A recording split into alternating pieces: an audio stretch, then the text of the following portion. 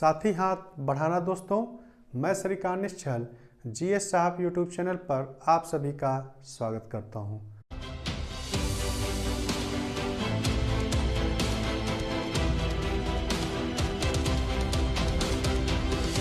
दोस्तों, आज के वीडियो में हम ब्रह्मपुत्र एवं उसकी प्रमुख सहायक नदियों से संबंधित कुछ महत्वपूर्ण क्वेश्चनों की चर्चा करेंगे।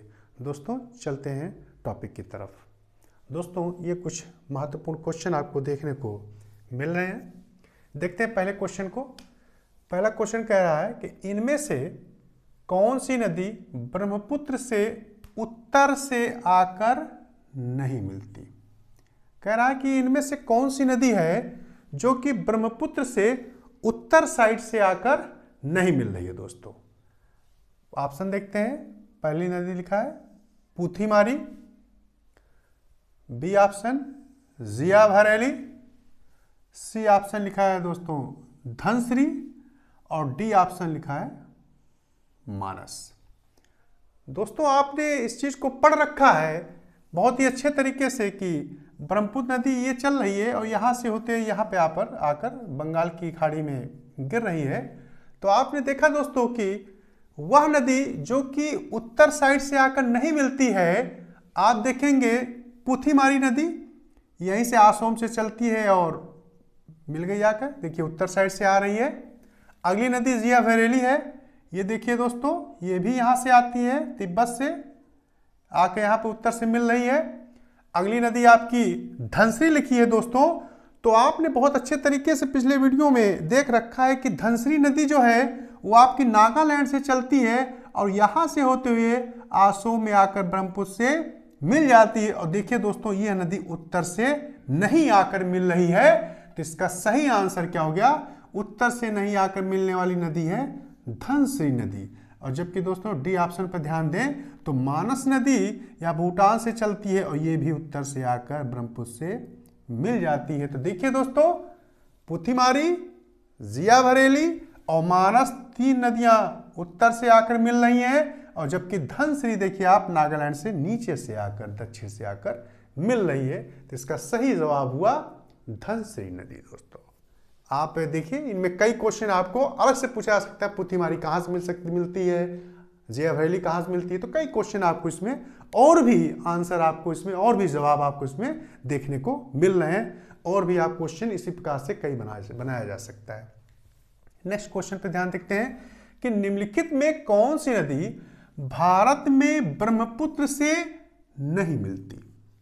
कह रहा है कि भारत देश में आकर कौन सी नदी ऐसी है जो कि ब्रह्मपुत्र से नहीं मिलती है। दोस्तों देखिए, पहला Kopili, B option Teesta, C option Gadadhar नदी, डी ऑप्शन रैडक नदी। दोस्तों, आप बहुत ही अच्छी तरीके से इन सब चीजों को आपने पढ़ रखा है। तो आप देखिए दोस्तों, पहली नदी आपको दिखाई दे रहा है, देखिए ये यही ब्रह्मपुत्र है, ये ब्रह्मपुत्र बह रही है। कोपिल नदी, आपने देखा है कि कोपिल नदी का उद्गम मेघालय से होता है और यह नदी यहां से जाकर आसोम में ब्रह्मपुत्र से मिल जाती है। आसोम भारत, बिल्कुल सही बात है। नेक्स्ट देखिए, तिस्ता नदी है। आप देखते हैं कि तिस्ता नदी भारत के सिक्किम राज्य से निकलती है और यहां से होते हुए अब आकर बांग्लादेश में जमुना से मिलती है। दोस्तों, अब आपको पता है कि जो ब्रह्मपुत्र भारत में ब्रह्मपुत्र के नाम से जानी जा रही है, वही नदी जब बांग्लादेश में प्रवेश करती है तो जमुना के नाम से जानी जा रही है। तो क्वेश्चन कह रहा है भारत में ब्रह्मपुत्र से नहीं मिलती है। तो आप देख रहे हैं कि तिस्ता नदी भारत में ब्रह्मपुत्र से न मिलकर बांग्लादेश में जाकर ब्रह्मपुत्र से मिल रही है। तो इसका सही जवाब हो रहा है बी ऑप्शन। और जबकि आगे देखते हैं गदाधर नदी, आपको पता है कि संकोश नदी को ही गदाधर नदी के भी नाम से जाना जाता है और यह नदी अरुणाचल प्रदेश को पार करते हुए भारत और बांग्लादेश की सीमा बनाते हुए आकर आसोम में भारत से मिलती है। बिल्कुल भारत में ही मिल रही, बिल्कुल सही जवाब है। और अगला आपने देखा रैडक नदी के बारे में बात किया जा रहा है। रैडक नदी भूटान से निकलती है और यह भी आकर आसोम में भारत से मिल जाती है। तो कोपिल, गदाधर, रैडक ये तीनों नदियां भारत में आकर ब्रह्मपुत्र से मिलती हैं, और जबकि तीस्ता नदी भारत में ब्रह्मपुत्र से न मिलते हुए ये बांग्लादेश में जाकर जो है ब्रह्मपुत्र से या जमुना से मिलती है। तो इसका सही ऑप्शन क्या हुआ? तीस्ता नदी दोस्तों। ठीक है, अगले क्वेश्चन की तरफ बढ़ते हैं कि निम्नलिखित में गलत कथन को चुने। गलत कथन को चुने, इनमें से इसमें से कौन सी बात गलत है? ऑप्शन की तरफ ध्यान देते हैं। ए ऑप्शन है ब्रह्मपुत्र नदी रिफ्ट घाटी में बहती है, पहला ऑप्शन। बी पगला दिया नदी भूटान से निकलती है, दूसरा। सी ऑप्शन देखिए तीस्ता नदी पश्चिम बंगाल राज्य से बहती है, और डी ऑप्शन सुबनसिरी नदी दाएं तट से ब्रह्मपुत्र से आकर मिलती है, दाएं तट से ब्रह्मपुत्र से आकर मिलती है। जो दोस्त मेरे पिछले वीडियो को देख चुके हैं उनको ये क्वेश्चन बहुत ही अच्छी तरीके से इनका आंसर तुरंत उनको आ जा रहा होगा। आगे बढ़ देखते हैं। तो ए ऑप्शन देखिए क्या कह रहा है कि ब्रह्मपुत्र नदी रिफ्ट घाटी में बहती है, और दोस्तों आप सबको पता है कि यही ऑप्शन जो है गलत हो रहा है दोस्तों, यही बात गलत हो रही है, क्योंकि आपने पढ़ रखा है कि ब्रह्मपुत्र नदी रिफ्ट घाटी में ना बहते हुए रैंप घाटी में बहती है, रैंप घाटी में, रैंप घाटी में बहती है।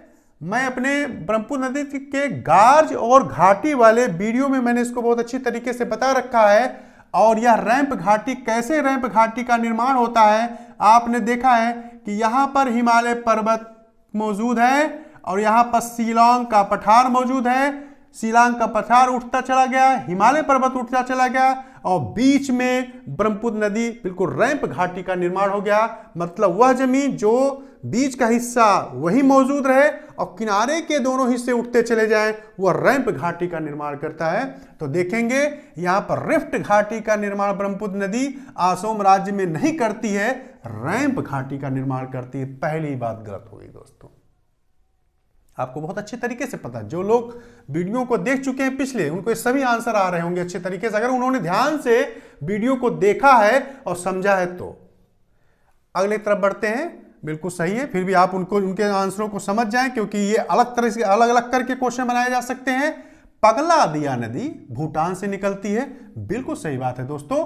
भूटान से निकलते हुए उत्तर साइड से, दाएं साइड से आकर असम में ब्रह्मपुत्र से मिल जाती है, बिल्कुल सही जवाब है। तीस्ता नदी पश्चिम बंगाल राज्य से बहती है। तीस्ता नदी सिक्किम से निकलते हुए असम, पश्चिम बंगाल राज्य से गुजरती है, तब यह बांग्लादेश में प्रवेश करती है और जाकर जमुना से मिलती है। तो यह भी बात बिल्कुल सही है कि तीस्ता नदी पश्चिम बंगाल राज्य और सिक्किम राज्य से निकलते हुए आती है जो है, ठीक है, जमुना से बांग्लादेश में मिल जाती है, बिल्कुल सही जवाब। इनसे आपको इनके बारे में जानकारी भी प्राप्त हो रही है, इनको अलग तरीके से क्वेश्चन बनाए जा सकते हैं। अगला है सुबनसिरी नदी दाएं तट से ब्रह्मपुत्र से आकर मिलती है, बिल्कुल सही जवाब है दोस्तों। सुबनसिरी नदी तिब्बत से चलते हुए उत्तर साइड से या दाएं साइड से आकर ब्रह्मपुत्र नदी से मिलती है, यह भी बात बिल्कुल सही है दोस्तों। तो आप देख सकते हैं कि एक क्वेश्चनों में कई आंसर, कई जानकारियां आपको मिल रही हैं, ये सभी अलग अलग करके क्वेश्चन बनाए जा सकते हैं। तो आप इनको बहुत अच्छी तरीके से, आप इन बातों को भी साथ साथ समझते रहें। अगला क्वेश्चन है दोस्तों कि कुल्सी नदी का उद्गम होता है, मतलब कह रहा है कुल्सी नदी कहां से निकलती है, किस पहाड़ी से निकलती है दोस्तों। पहला है गारो पहाड़ी से, बी ऑप्शन मिसमी पहाड़ी से, सी ऑप्शन खासी पहाड़ी से, और डी ऑप्शन मिकरी पहाड़ी से, मिकरी पहाड़ी से या मिकरी पहाड़ी से। ठीक है दोस्तों, तो आपने यह देखा है कि कुल्सी नदी, ये मान लीजिए ये हिस्सा आपका मेघालय है, और मेघालय में आपने पढ़ रखा है कि पश्चिमी खासी हिल से यह निकलते हुए ऊपर की तरफ जाती है और असम में ब्रह्मपुत्र से मिल जाती है। तो आप देखिए गारो पहाड़ी नहीं, मिसमी पहाड़ी नहीं, आंसर क्या हो रहा है, खासी पहाड़ी से निकलती दोस्तों। खासी पहाड़ी से, पश्चिमी खासी हिल से निकलते हुए उत्तर की तरफ दक्षिण से जाकर, दक्षिण साइड से जाकर जो है क्या करती है, जाकर ब्रह्मपुत्र से आसोम में मिलती है। तो सही हुआ खासी हिल पहाड़ी, और ये भी गलत है, मिकरी पहाड़ी से नहीं निकलती दोस्तों। तो इसका सही जवाब हुआ आपका खासी हिल, पश्चिमी खासी हिल, खासी पहाड़ी से कुल्सी नदी निकलती है। ठीक है दोस्तों, अगले क्वेश्चन की तरफ ध्यान देते हैं। भारत के किस राज्य से कोपली नदी निकलती है दोस्तों? ध्यान दीजिएगा, कोपली नदी भारत के किस राज्य से निकलती है? पहला option Manipur, B option Meghalaya, C option Assam, और डी ऑप्शन लिखा है अरुणाचल प्रदेश। दोस्तों आपने पढ़ रखा है कि कोपली नदी मेघालय से निकलती है दोस्तों, और यहां से निकलते हुए ऊपर जाती है और आसोम में ब्रह्मपुत्र नदी से मिलती है। दक्षिण तट से, बाएं तट से जाकर ब्रह्मपुत्र से मिलती है। ब्रह्मपुत्र की सहायक नदी है। तो इसका सही आंसर हुआ, देखिए मणिपुर नहीं, मेघालय बिल्कुल करेक्ट आंसर है, ना इसका आसोम है और ना अरुणाचल प्रदेश है। तो आप देख सकते हैं कि कोपली नदी कहां से निकलती है? मेघालय से दोस्तों निकलती है। तो ये कुछ क्वेश्चन है दोस्तों जो कि आपके लिए जानना बहुत ही ज्यादा जरूरी है। ये मैं ऐसे क्वेश्चन लेके आया हूं जिससे आपके टॉपिक बहुत ही बेहतर तरीके से तैयार हो दोस्तों। आगे हम देखते हैं, नेक्स्ट क्वेश्चन की तरफ बढ़ते हैं दोस्तों। अगला क्वेश्चन है दोस्तों, इनमें से कौन सी नदी तिब्बत से नहीं निकलती? दोस्तों कह रहा है कि इनमें से जो ऑप्शन आपको देखने को मिल रहा है, इनमें से वह कौन सी नदी है जिसका उद्गम जो है तिब्बत से नहीं हुआ है दोस्तों। पहला देखिए ऑप्शन है Nyangchu, B option Subansiri, D option, C option दिया है सुरमा, और डी ऑप्शन दिया है दिबांग। जो दोस्त वीडियो को देखें उनको ये ऑप्शन, इसका आंसर तुरंत आ गया होगा दोस्तों। देखिए ध्यान से, यहां से ब्रह्मपुत्र नदी मान लिया चलिए, ऐसे चलिए और यहां पे आकर निकल गई। तो आपने देखा नयांगचू, आपने पढ़ रखा है कि यह दक्षिण से आकर तिब्बत में ही जाकर सांगपो या ब्रह्मपुत्र से मिलती है। तो तिब्बत से निकल रही है, पहला ऑप्शन बिल्कुल सही है। सुबनसिरी दोस्तों आप देख रहे हैं ये भी तिब्बत से निकल रही है, यहां से आकर, और तिब्बत से निकलकर उत्तर साइड से आकर आसोम में ब्रह्मपुत्र से मिल रही है, बिल्कुल सही जवाब। अगला ऑप्शन देखिए सुरमा नदी दोस्तों, यही बात गलत हो रही है दोस्तों, क्योंकि आपको मालूम है कि लियाई कुलीन से निकलते हुए बराक नदी आगे बढ़ती है, दो हिस्सों में टूटती है आसाम के कछर जिले में, और इसका ऊपरी हिस्सा कहलाता है सुरमा नदी। और देख रहे हैं दोस्तों यह सुरमा नदी किसका हिस्सा है? बराक नदी का हिस्सा है, इसका तिब्बत से कोई लेना देना नहीं है।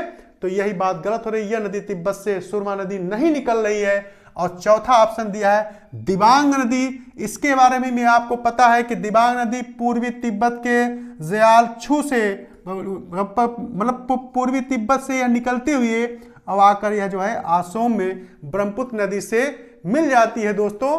तो आपको इनमें ऑप्शनों में सुरमा नदी पता है कि सुरमा नदी जो है यह तिब्बत से नहीं निकलती दोस्तों। अगले क्वेश्चन की तरफ ध्यान देते हैं कि ब्रह्मपुत्र के उद्गम से अंत के मध्य मिलने वाली नदियों का सही क्रम कौन सा है?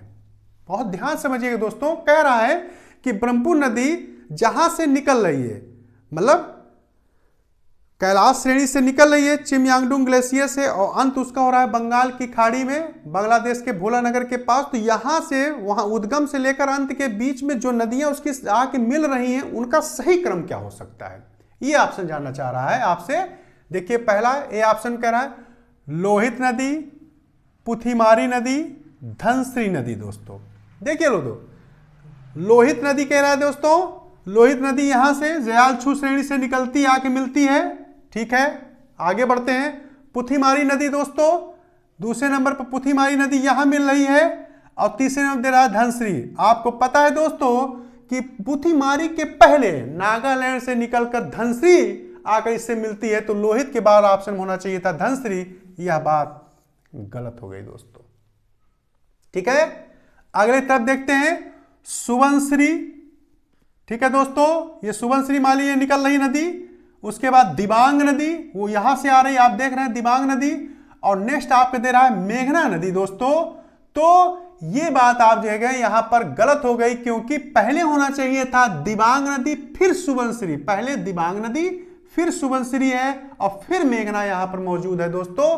तो ये बात भी क्रम के रूप में गलत हो रही है दोस्तों। ठीक है दोस्तों, सी ऑप्शन की तरफ ध्यान देते हैं।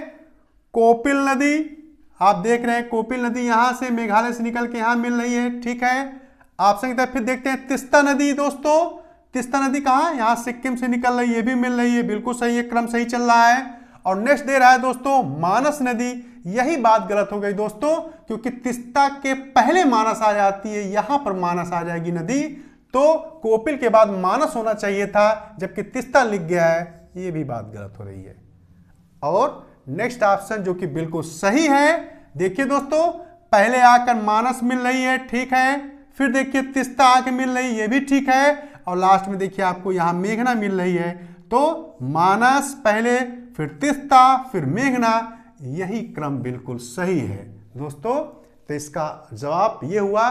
जो दोस्त सहायक नदियों को, ब्रह्मपुत्र सहायक नदियों को बहुत ही बेहतर तरीके से मैंने पढ़ाया, उनको पढ़ रखे होंगे, समझे होंगे, वो इसका जवाब बहुत अच्छी तरीके से दे दिए होंगे। मेरा इस क्वेश्चन को रखने का यही कारण रहा है कि क्या आपने ब्रह्मपुत्र की सहायक नदियों के उद्गम और उसके मिलने की स्थिति को, क्रम को सही तरीके से जाना है या नहीं जाना है, इसको मैं इस क्वेश्चन के माध्यम से आपसे जानना चाह रहा था दोस्तों। और आप अगर पढ़े होंगे तो आपने मेरे बताने के पहले ही आपको पता चल गया होगा कि इसका जवाब डी ऑप्शन है दोस्तों। आते हैं अगले क्वेश्चन की तरफ कि रैडक नदी का उद्गम कहां से है दोस्तों। क्वेश्चन कह रहा है कि रैडक नदी का उद्गम कहां से है।